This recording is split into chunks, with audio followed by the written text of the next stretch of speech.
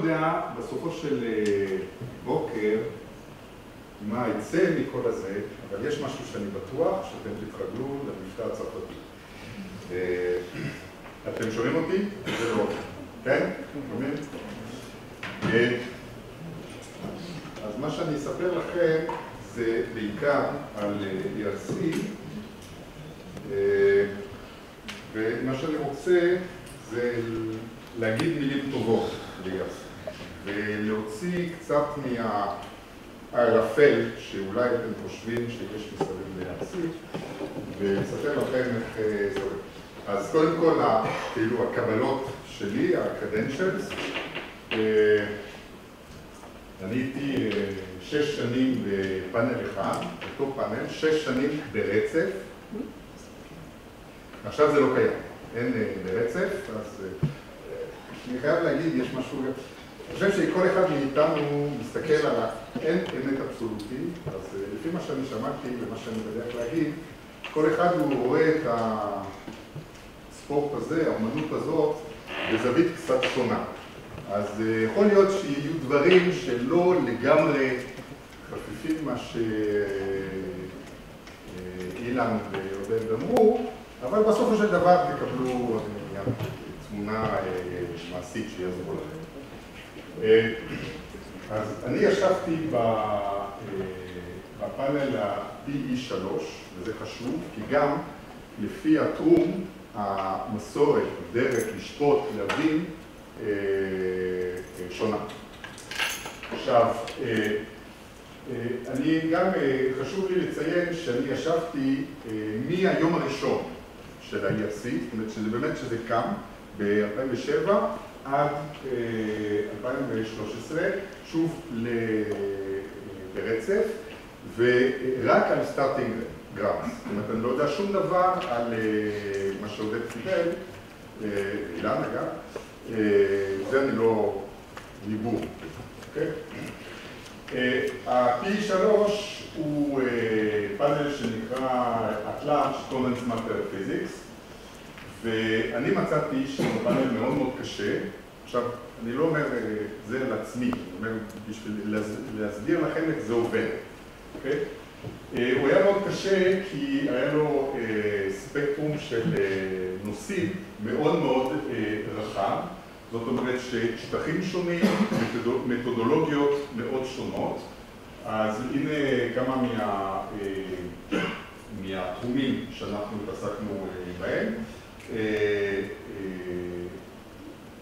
מצב מוצק, גם מה שנקרא R, זאת אומרת קוונטי, וגם Soft, זאת אומרת Soft Common Matter, Material Science, Polymers, Biophysics, Quantum Circuits and Quantum Optics, Physical Chemistry, ודברים שבאמת אין הרבה חפיפה, ואנחנו צריכים להתעסק מכל הדברים האלה. אותו פאנל של בערך 10 אנשים. אז זהו, אז הברוד ספקטרום הזה של הגשות של פרופוזלס היה קשה למצוא איזה דרך אחידה לקרוא ולשפוט פרופוזלס שבאים מתחומים שונים. עכשיו, מה שאני אומר, שהיה אז, זה קיים עד היום. זאת אומרת, זה החלק מהקושי. אז חברי הפאנל היו צריכים ללמוד ולשנות דרך שיפוט. אז אני נותן דוגמה, בשנה הראשונה קיבלו ב-ERC משהו כמו 9,000 הגשות, פרופוזלס, וצריך לעבור על כל זה, לתת שיפוט לכל זה. אז אנשים הבינו, אנשים זה אנחנו, זה הפאנל מנברס. גם יש הנהלה, אבל זה כולל הפאנל מנברס. ללמוד איך לעשות, לסנן את הפרופוזלס האלה, ולקבל אקסטרנל רפרים שמתאים לזה. עוד בעיה שהייתה מההתחלה, בעיה קשה מאוד, ושזה השפיע על הדרך שאנשים הבינו את ה-ERC, ועל זה אני אחזור עוד ועוד, זה שנתנו הרבה מאוד כסף לחוקרים בעצם מאוד צעירים ועוד לא יודעים מה לעשות עם הכסף, בעצם איך לפעול עם כל כך הרבה כסף. והבעיה עם זה שאנשים הבינו באוניברסיטאות, אנשים שהגישו את הפרופוזל, ש-ERC, לקבל ERC זה פרס. ועד היום, שוב, זה כבר 3 שנים שאני לא שמה, אבל עד היום, לפי מה שאני שומע והכל, יש איזה מין תחושה שלקבל ERC זה לקבל קידום, לקבל הצעה באוניברסיטה יוקרתית והכל. וממש רצו לבטל את התחושה הזאת, שזה ממש לא פרס. אז זה משפיע על הדרך שאתם חושבים שצריך להגיש וצריך לכתוב. אז אני אחזור על זה. זה גרם לתחרות מאוד לא טובה באוניברסיטאות. זאת אומרת שמכיוון ש-ERC הוא תלוי לבן אדם ולא תלוי לאוניברסיטה, אז אנשים שקיבלו ERC באו לאוניברסיטה ואמרו, תוסיף לי משכורת, או תן לי קידום מיד, או זה, אם לא אני עוזב לזה ולזה, לאוניברסיטה אחרת. אז זה היה ממש מצב מאוד מאוד לא נעים, והיה צריך לתקן את זה. בנוסף לזה, ראיתי, שמעתי, פגשתי הרבה מאוד, מקרים רבים, של אנשים של אוניברסיטאות, שביקשו מהמועמדים שעברו לאינטרוויוז, לעבור איזה מין אימון בסוכנויות של communications, כדי להגיד איך להציג את זה, את עצמך, איך אנחנו נלמד אותך איך לקבל את ERC. זו טעות פטאלית, ממש פטאלית. זאת אומרת, אם מישהו בא, אומר לכם את זה, תגידו לו. זה קצת דינמי. עכשיו, מה שה-ERC מצא כדי לנסות למזער את הנזק שגרם לכל זה, זה לקבל יותר מלגות, זאת אומרת, פחות כסף לכל אחד, למרות שזה עדיין הרבה כסף, ואז לעשות שני שלבים, השלב של הסטארטינג ושל הקונסולידייטינג. כל זה אני לא מדבר על הדבר, רק על הצעיר. אז מה שאני רוצה להגיד לגבי ה-ERC זה אני חושב שזה אופנתי, במיוחד עכשיו, להגיד דברים רעים על ERC או על אירופה, איך זה פועל, שזה מאוד בירוקרטי והכל.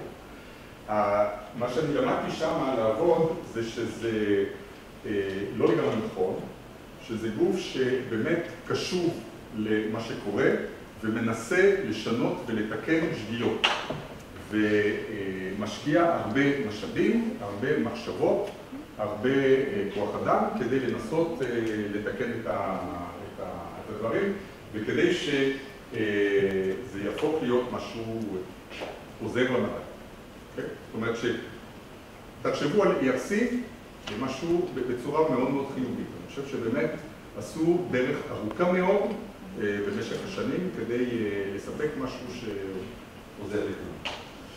אוקיי, אז עכשיו כמה הערות, אני לא יודע אם אני צריך לקרוא איזה טיפס, אבל אולי זה המילה, לגבי התהליך של איך זה עובד, ה-ERC. אז יש שלב ראשון, שאנחנו מקבלים את כל ההגשות. אז נגיד ב-P3 היה מדובר בדרך כלל כל שנה במשהו בסביבות 700-800. יש 10 חברי פאנל. עכשיו, בהתחלה יש דרך למצוא external referees ומקבלים את כל ההצעות האלה ונותנים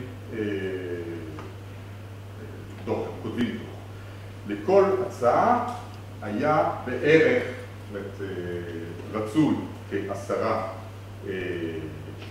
דוחים, למעשה היו משהו כמו 6-7. עכשיו, בנוסף לזה, אנחנו גם, הפאנל ממברס, אנחנו קיבלנו את הריפורטים האלה, ואנחנו כתבנו ריפורטים על אותן הצעות, על הפרופוזלס האלה, וכל אחד אנחנו כתבנו על בערך שליש מההצעות. זאת אומרת שאם יש כ-600, ישבנו בערך חודשיים לכתוב דוח על החלק הקצר של כ-100-150 הצעות מחקר. זה באמת הרבה עבודה, שאנשים עשו, הפאנל ממברס. זאת אומרת שהפאנל ממברס הם יודעים היטב מה שאתם עושים. זה על השורט ורשן ואז אחרי התקופה הזאת של בערך חודשיים אנחנו נפגשנו בבריסל במשך 3 ימים ואז דיברנו על כל הרפריז, על כל הריפורטים וכדי לעשות, לכתוב, לקבל איזה שורט ליסט לאינטרוויו.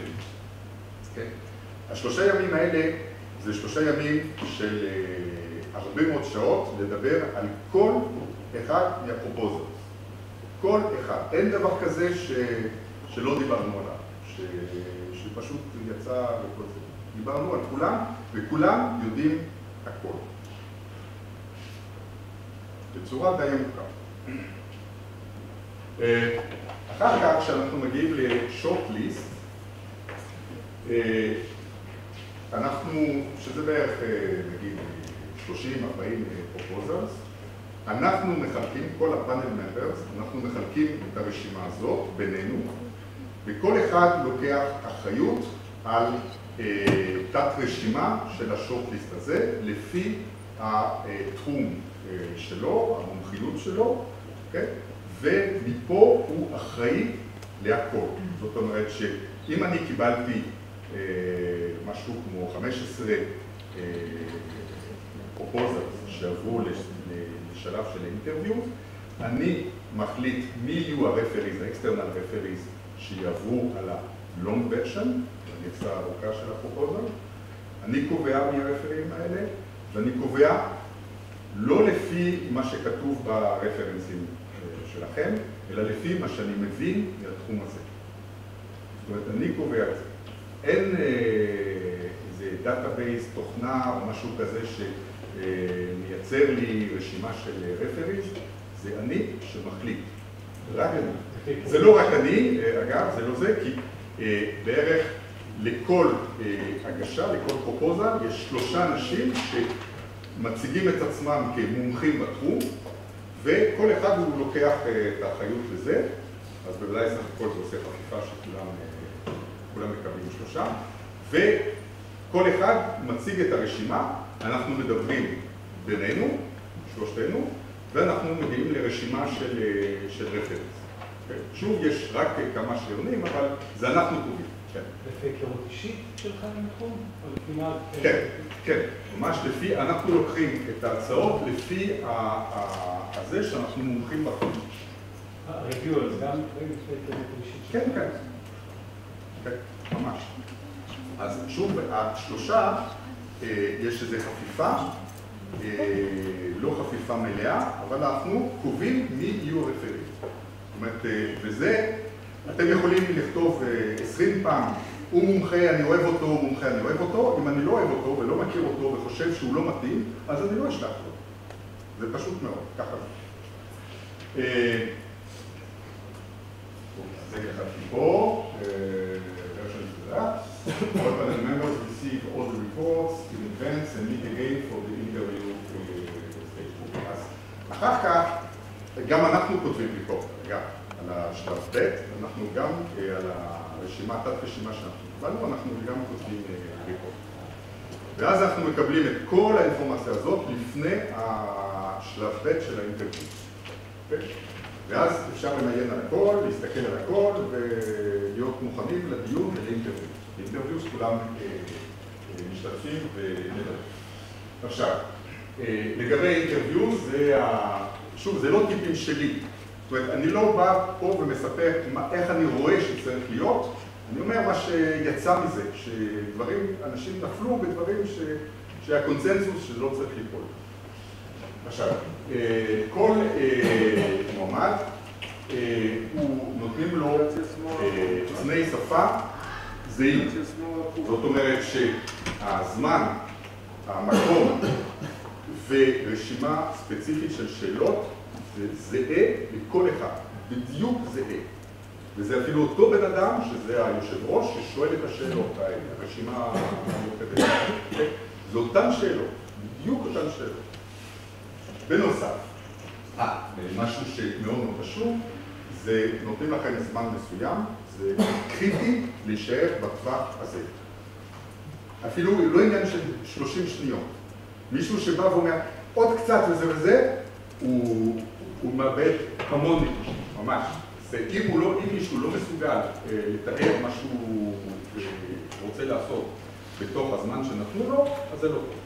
למשל, אני פה, אני לא טוב. אני בטוח שזה קורה, זה לא טוב. אז זה ממש קריטי, הדבר הזה. עכשיו, שאלה שבה לא מעט, שאנשים מדברים, זה איך לחלק את ההרצאה שלכם בזמן הקצר הזה, בין לדבר על עצמכם, מה עשיתי וכל זה, הסירי שלכם, קורות חיים, על התוכנית המדעית, מה שאתם רוצים לעשות, וגם חשוב לדעת איך להשוות מה שאתם עושים במסגרת של אנשים שבעולם עובדים לאותו תחום, מי המתחרים שלכם. זה מאוד חשוב לדעת את זה, זו שאלה שבאה כל הזמן, שואלים אתכם במי אתה מתחרה. אם אתה בא ואומר, לא יודע בעצם, הוא אולי שם וזה, לא טוב. אתה צריך לדעת איפה אתה נמצא, מה טוב אצלך, מה שונה וטוב. עכשיו, איך לחלק בין שלושת הדברים האלה, זה לא משהו מאוד מאוד קריטי. מה שהייתי אומר זה, כנראה שמישהו שמדבר יותר מדי על עצמו, זה לא טוב, אז זה אני לא צריך להגיד לכם, זה כמובן, לא? אבל צריך לתת את המסלול, להגדיר את המסלול שלכם, מה אתם עשיתם, זה חשוב, אבל לא להגדיר. עכשיו, בנוסף למה שאני כתבתי פה, שאתם מקבלים אותו סט, אותה רשימה של שאלות על ידי יושב ראש, בנוסף לזה, וזה החלק המאוד חשוב, יש שאלות מדעיות על ההצעה שלכם.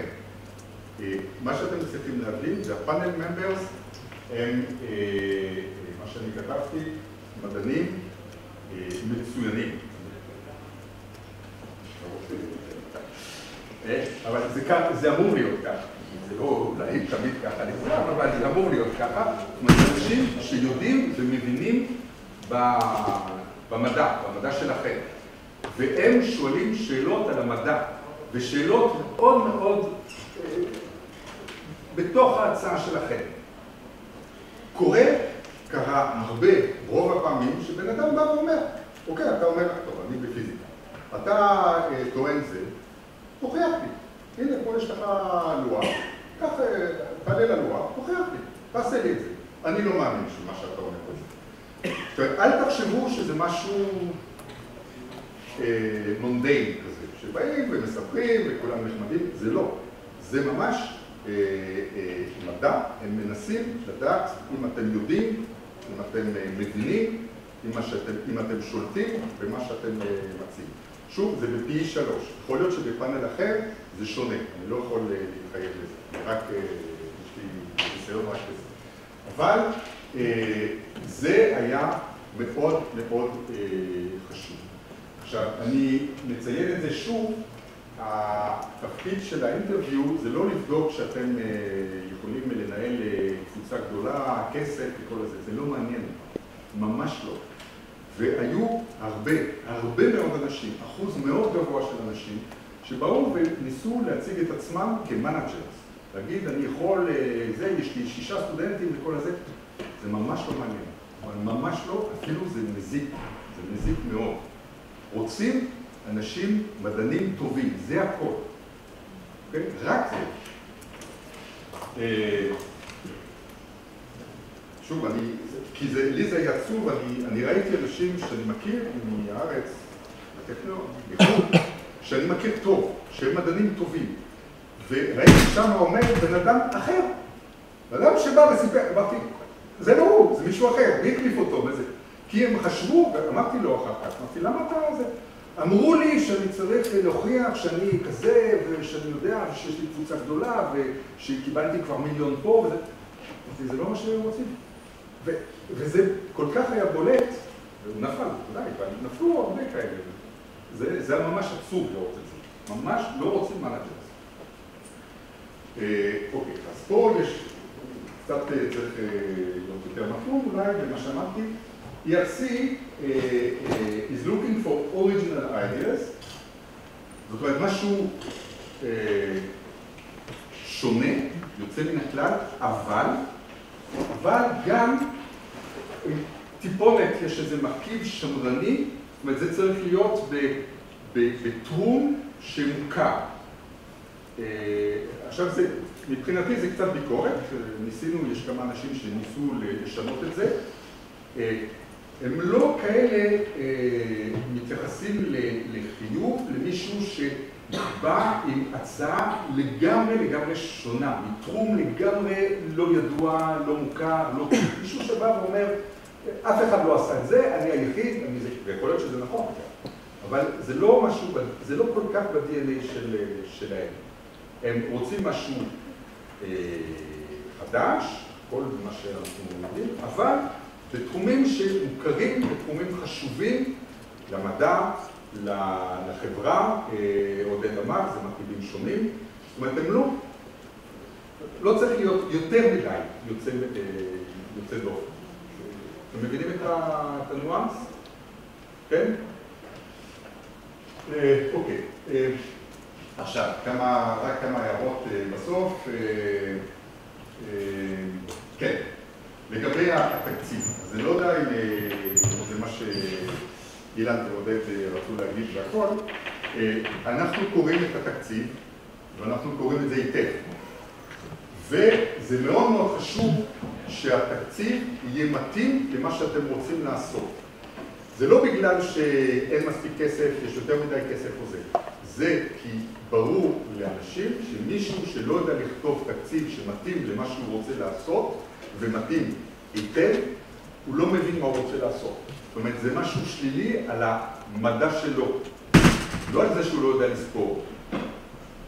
אם הוא לא יודע... אתם קלטתם את הנקודה פה? זאת אומרת, תקציב זה משהו שמשקף את ההבנה שלכם על המדע שלכם. אם אתם לא יודעים להתאים לאחד זה לא טוב. אז זה אנחנו מסתכלים היטב, ויש שאלות על זה. למה אתה לוקח זה? למה אתה לא לוקח זה? עכשיו, עוד נושא מאוד מאוד חשוב, כי אנשים יודעים את זה, שאמרת ERC, אתם צריכים להיות מסוגלים לדעת מה באוניברסיטה, המשאבים שקיימים באוניברסיטה שלכם. זאת אומרת, אם מישהו בא ואומר, אני רוצה לרכוש מייקרוסקופ אלקטרוני חדש וכל זה, ואנשים יודעים שבאוניברסיטה שלו 20 מטר מפה יש אחד, הם יגידו לו את זה. ואם יגידו לו את זה, הוא אומר, באמת? באמת. אם הוא לא בדק. זה אתם צריכים לדעת מה יש מסביבכם, ולקחת את זה בחשבון ולכתוב. מותר לכתוב, קיים אצלנו, אבל אני דיברתי עם האנשים ואני לא יכול להשתמש, וזה לא מתאים לחומרים שאני אשתמש, כל מיני אילוצים נכונים, אבל אתם חייבים להיות מודעים למה שיש מסביב, כי אנשים בפאנל הם מודעים, הם יודעים את זה. הם יודעים את זה היטב. וזה עלה, האנשים היו מופתעים. איך אתה יודע את זה? מישהו בפינלנד, איך אתה יודע מה יש באוניברסיטה שלי? יודעים, כי אנשים הם מומחים. זה, don't underestimate it. אוקיי? זה אותו דבר, לא להגזים בכוח אדם, וגם יש נטייה לחשוב שקבוצה גדולה זה טוב, זה נשמע טוב, זה נראה טוב, זה לא.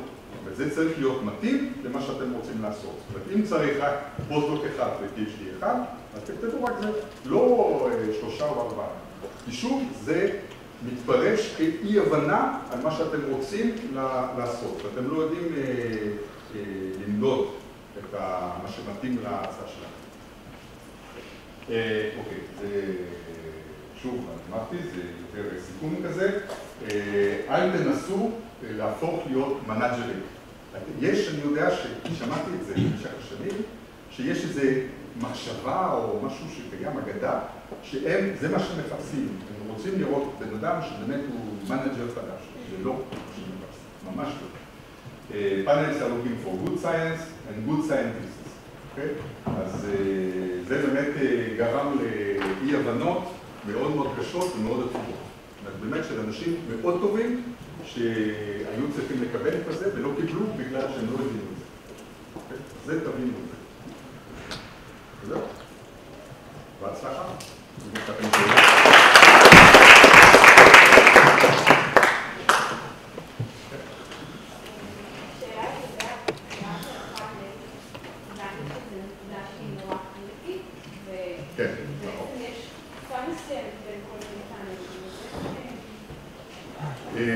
נכון, זה קריטי.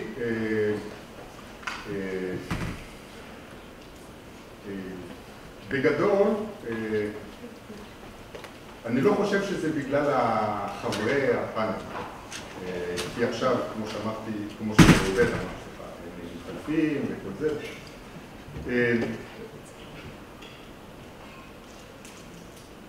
זה חשוב? לא, טוב, אני לא יודע מה להגיד, אני לא יודע אם יש לי משהו. אם פאנל מקבל משהו, הם יעברו את זה. בדרך כלל הם לא יעבירו את ההצעה לפאנל אחר. זה קורה, אבל הם מנסים בשלב ראשון להכניס את זה ולהגיד, אוקיי, אנחנו נדון בזה. כי יש עניין של חלוקת התקציבים והכל בין פאנלים שונים. אני חושב שצריך להתייעץ עם אנשים מסביב, בתחום, לראות. אין לי תשובה מאוד חדה וחד משמעית. אנחנו עוזרים בזה שאנחנו בודקים מי היו האנשים בפאנלים בשנים הקודמות, ואנחנו יכולים להביא את המידע הזה לידיעתכם, ואז אתם יודעים האם זה אנשים מהקהילה שלכם שמפרסמים באותם מקומות, או שזה אנשים ששייכים לקהילה אחרת, ואז צריך לחפש פאנל אחר. בסיוע הזה אנחנו נותנים. אבל לפעמים יש איזו חוכמה פוליטית ללכת לפאנל שהוא פחות מומחה במשהו. שוב, זה לא טיפ, זה לא מה שנכון לזה, אבל היו כאלה שהם אולי קצת פחות מומחים בזה, ויש, זה יותר מגוון, ואז יש קצת יותר סיכוי. זה משהו קצת פוליטי וצריך חוש קצת לזה. אני לא חושב שאין לי טיפ לתוך. אנחנו יודעים מראש מי יש. אנחנו יודעים מי היה. מי היה? אתה לא יודע מי יש. אנחנו לא יודעים מי יהיה הבא, אבל אנחנו יודעים מי היה בעבר, אז יודעים איזה קהילה זה פחות או יותר. אני חושב שב-ISF זה גם מאוד מאוד חשוב, באיזה ועדה לשלוח, כי הרבה פעמים יש ועדות שעושות דברים דומים, מיקרוביולוגיה, אקולוגיה מיקרוביאלית, שני תחומים שונים, ומאוד חשוב להתייעץ לאיזה פעמים לשלוח את ההצעה.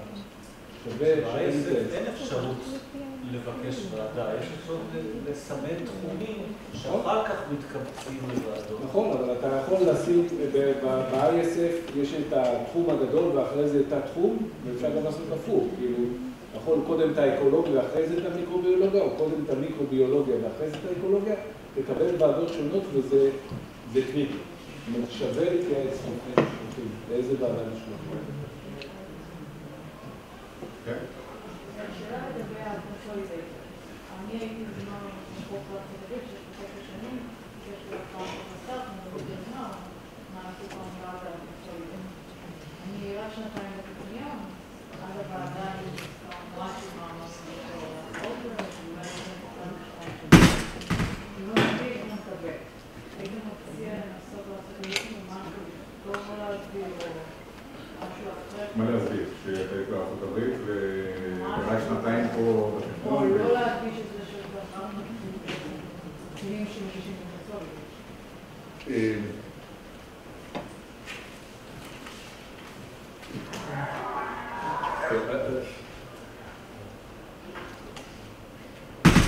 לא רוצה להגיד משהו זה לא מתמטיקה. משלושתנו שדיברו, אתה ראיתם שזה לא ממש דברים מדויקים. אני מסכים שדעתי סתמית טוב לאנוש. אנשים הם מספיק, זה נכון שיש אנשים שיושבים שם וסופרים כמה מאמרים, כמה nature והכל, אבל זה לא העיקר. זה לא על זה שנופל הצעה או שהצעה עוברת, לא על זה.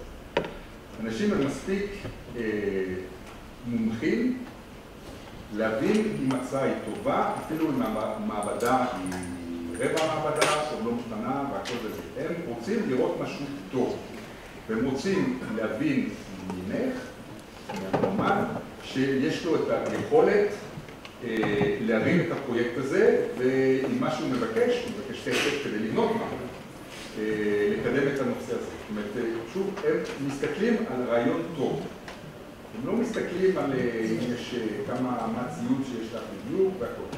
מה שכן מסתכלים, שוב, זה בתקציב. לראות שהתקציב תפסת מה שיש מסביב, שזה עלול לעזור. אבל זה משהו אחר. אז כן, אני חושב שצריך, הם מסתכלים רק על זה. יש העדפה מתקנת נשים, נכון? לא. לא, באופן רשמי לא. למעשה, אני חושב שיש מין, נגיד זה ככה, שעל שתי הצעות מאוד מאוד זהות וכזה, בסופו של יום צריך להוריד את הניווט, שנקרא, בפיזיקה. להוריד את הניווט, זאת אומרת, לשבור את להחליט, אוקיי? אז זה נכון שאישה זה יכול להיות משהו רק חיובי בכלל, לא שלילי. אבל זה לא, רשמית זה לא, אין איגוד רשמי. בהמשך, יש היה שכמובן מספר כמובן, ה-CV שיכול להיות פחות מפותח וקונסולידטור, אבל סופר מה ההבדל מבחינת סגנון הפרויקטים שמבקשים? בין סטארטינג לקונסולידטור? קונסולידטור זה מומחה כבר במדע. זאת אומרת, מישהו שצריך לראות שהוא היה מסוגל פעם להרים משהו בארצות הברית, באיפה שהוא היה, בפינלנד, אוקיי? זאת אומרת שיש לו קבלות. זה מה שמחפשים, ואז שהוא, גם משהו חשוב, אני צריך לכתוב את זה, כי זה נקודה חשובה, שזה לא יהיה פרויקט המשך. יש נטייה למישהו שעשה משהו מאוד מוצלח, לבוא ולהגיד, זה כבר הולך טוב, אז למה לא להמשיך? אני חושב קודם כל זה טבעי, וככה זה, אי אפשר לשנות פה מכל שני וחמישי, אבל להביא משהו שבמסלול מסוים, משהו חדש. לא קיבלנו את זה, וזה המשך הטבעי.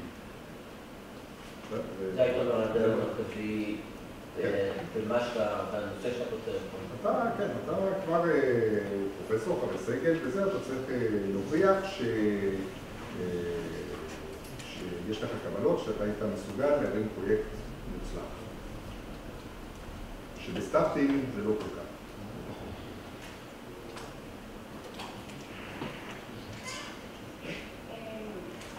בגלל שיש הרבה משפט הסביבי, ומצד אחד כל הזמן מדברים על science nature, ומצד שני אומרים, כדאי להגיד שמי שאין לו science nature בסביבי, אז שוב אני חוזר לזה, קודם כל זה תלוי בפאנל. אני לא רוצה להגיד דברים בינאריים, כי זה לא יהיה נכון. גם בפאנל שלנו זה נכון שיש CV עם בן אדם עם 10 natures, שהוא היה בפוסט-דוק וזה, זה בולט. אבל מה שגם בולט זה שזה לא ברור שהוא עשה את העבודה. היו לא מעט מקרים שראינו בפרופוזלס אנשים שהיו חתומים על אותו מאמר. אז כל אחד בא ואומר, אני עשיתי את זה, אני זה. ובוודאי יש equal sharing וכל השני בא ואומר, איזה שמה, זה אני שעשיתי הכל וזה וזה. זה פשוט התאפנות הורסת. אז לכן, מזה המספר הנייצ'רס והכל, זאת אומרת, CV טוב זה CV טוב, אבל זה לא הדבר הכי דרמטי, הכי חשוב שיש. מה חשוב זה הצעת מחקר, משהו אחר, חדש, אבל במסגרת של תחום שכבר קיים ושיש לו קבלות, שהוא ידוע כתחום חשוב. שוב, בזה הם קצת שמרנים, זאת אומרת, לא ללכת לגמרי לכיוון אופטומטי. אבל לא, ה-CV זה לא משהו, למשל לבוא ולהגיד, יש גם עוד משהו, נגיד יש לך 10 נייצ'ר, לבוא ולחפור באינטרוויו, יש לי 10 נייצ'ר ועשיתי זה ואני הייתי ראשון וזה וזה, זה לא טוב, זה ממש לא טוב, כי אנשים קראו את זה, הם יודעים. אני שואלת על זה עבור, אין לי סיינס נייצ'ר, אבל יש לי הצעת מחקר טובה, אני עדיין יכולה להגיע לשלב הרעיון. כן, כן, אני חושב ש... לא אני חושב, כן, תשובה היא. עוד משהו, אני רק אגיד, ריטה אמרה לעניין שאפשר להסתכל לפני שנתיים מי היה בפאנל, אפשר גם להסתכל מי זכר. אז מה שאני עשיתי, את השאלה הזו עלה כמה פעמים, וכדי להכריח לכמה אנשים שאפשר להגיע ואפשר לזכות בלי הנצ'ר, אז אני יכול לשלוח לרשימה, תסתכלי בתור כמה שאת רוצה להגיש, 100 אנשים, תפתחי ל-CV של כמה אנשים.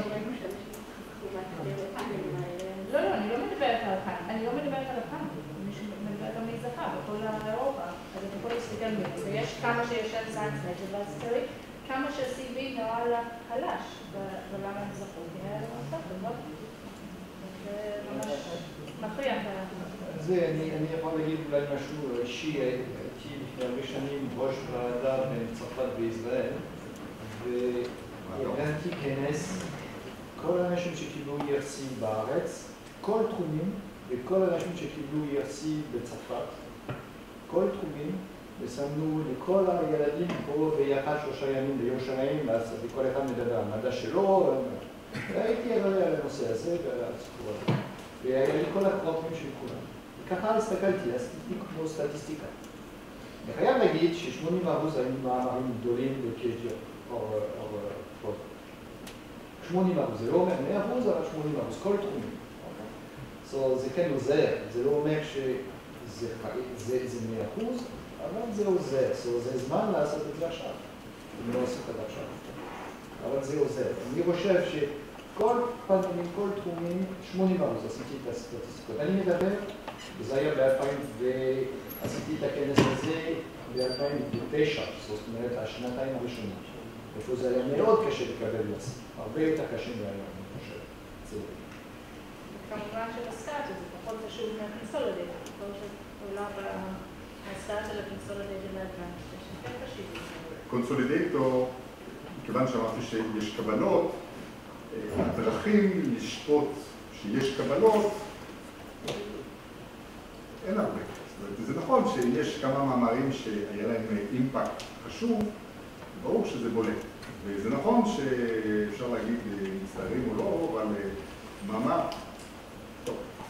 מאמר בנייצ'ר בגדול יהיה לו באופן טבעי קצת יותר אימפקט. אבל זה לא, יש מאמרים עיתונים טיפונת פחות וזה שיש להם גם אימפקט טוב. זה חשוב גם, באותו דבר כמו הצעת מחקר. צריך להגיש, לשלוח את זה לעיתונים מאוד יוקרתיים כדי לחטוף מכות ולהילחם. זה מה שטוב בעיתונים הטובים. לשלוח מאמר לאקטה פיזיקה מונגוליקה, זה בסדר, זה מתקבל מהר, ואז זה טוב, יש עוד מאמר וכל זה, אבל לא צריך להילחם. כשצריך להילחם זה יותר טוב. השאלה שאלה, נגיד יש איזשהו מאמר שפורסם בגדול במוצא, אבל יש לו 1000 ציטיישן. האם זה עומד מול סיינס שיש לו 2 ציטוטים? אוקיי, אז מספר הציטוטים זה גם תלוי בתחום. אז בתחום שלי, אם יש לך 1000 ציטוטים, אתה מלך. אז לא חשוב באיזה עיתון אתה, אפילו אם זה הייתה פיזיקה מונגוליקה, אז אתה לא צריך לדעת. אז זהו, כן, אימפקט זה אימפקט, זה לא תלוי ב... זה נכון שנייצ'ר ייתן לך עוד אמצעים להגיע לאנשים אחרים באופן טבעי. אבל אימפקט זה משהו שמוגדר היטב. לא יודע אם אתה בן אדם לשאול, תחומים שנעסק בהם יותר בין מדעי המחשב, התיאוריות של מדעי המחשב ותורת המשחקים. יש פחות פרסום ז'ורנלי, והרבה מההתקדמות היא בכינוסים. כן, יודעים את זה, אפילו בוועדות פה יודעים את זה, זה טוב, זה לאנשים כמוני. אז גם שם יודעים שיש מסורת, יש תרבות, שהתרבות זה לא מאמרים, אלא זה כינוסים, יש דירוג של כינוסים, כל זה יודעים. שוב, הם מומחים, אנשים יודעים טוב. זה המסר. Don't underestimate it.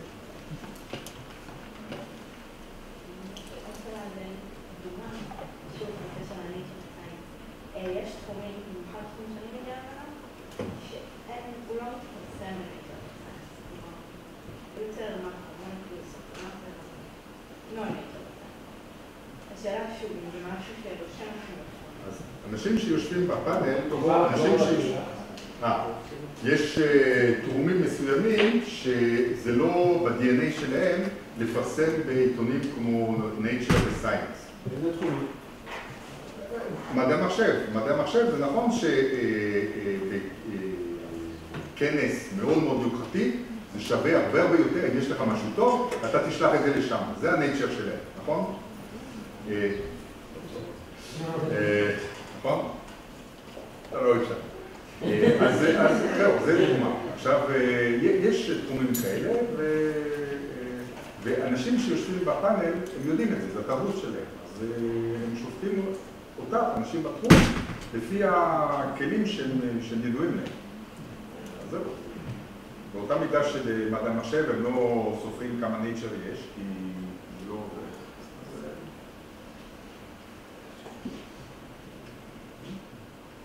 טוב, רעבים, תודה רבה.